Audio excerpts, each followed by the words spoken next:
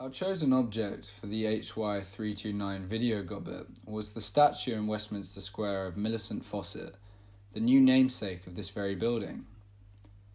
Fawcett was a female intellectual and suffragist activist of the late Victorian and early Edwardian period, who played a critical role in the attainment of female suffrage in the UK through moderate and reformist means. New Imperial historian Antoinette Burton illuminates an interesting connection between British suffragists, such as Fawcett, and India through what she describes as the white woman's burden.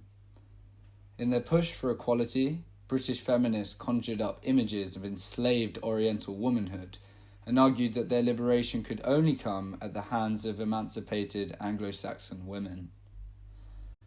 More positively, Fawcett has become a symbol of success in a global struggle for female equality. In the immediate aftermath of independence, the universal adult franchise was introduced in India, going beyond the rights conferred to the population by the previous colonial administration.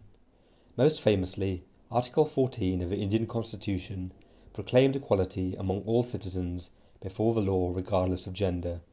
As well as this, the administrative task of instituting universal franchise gave rise to the production of a joint electoral roll. Shani's survey into the composition of the universal franchise reveals the colossal nature of creating an electoral roll which challenged existing practices amid the migration and uncertainty of partition. This can be seen in the preparation of a draft electoral roll in 1948, where the Indian government launched a propaganda initiative encouraging women to register to vote under their own names rather than as wife of or sister of their male relatives.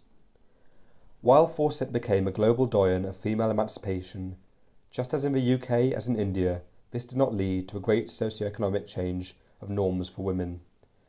Pre-independence norms of a patriarchal family were deeply entrenched in Indian society and policy. Buch suggests that while the Constitution did support women in written terms, there appeared to be a lack of awareness of the unique issues faced by Indian women, and policies that were introduced tended to have a clear middle-class bias, thus limiting the capacity of social reform. Banerjee argues that enhancing the role of women was not a priority for Nehru or India's political elite. The 5-year plans aggravated the disparities between communities by often neglecting to mention the vast population of women working in the agricultural sector, and the findings of a Women's Role in Planned Economy report, which focused on middle and lower class working women, were given very little attention by the political elite, even though India as a democracy claimed to cater for the masses. Rook-Koepsel illustrates the passivity of the Indian political elite through her examination of Rajkumari Amrit Kaur, who, despite being the first female cabinet minister in 1947, argued women should be activists through social work rather than through political mobilization, further evidencing the disturbing socio-economic reality that existed following independence. In addition to the overt links to Indian feminism through Fawcett's symbol as a campaigner for female political empowerment and the newfound imperialist theme of Fawcett's activism, we chose this statue due to its acknowledgement of the contribution of minority women in female emancipation. One of the 58 suffrage supporters pictorially celebrated on the plinth of Fawcett's statue is P.L. Roy.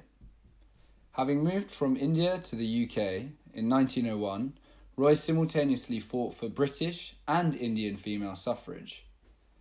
By 1910, Roy became president of the London Indian Union Society, was a key figure in the Women's Social and Political Union, and one of the main organisers of the Women's Coronation Procession of 1911.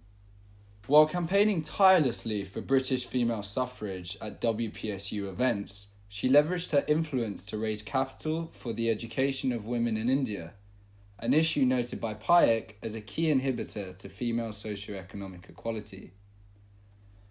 The statue of Fawcett, Roy, and other suffragists stands proudly in Westminster Square as a reminder of the power of female agency in a global struggle for emancipation.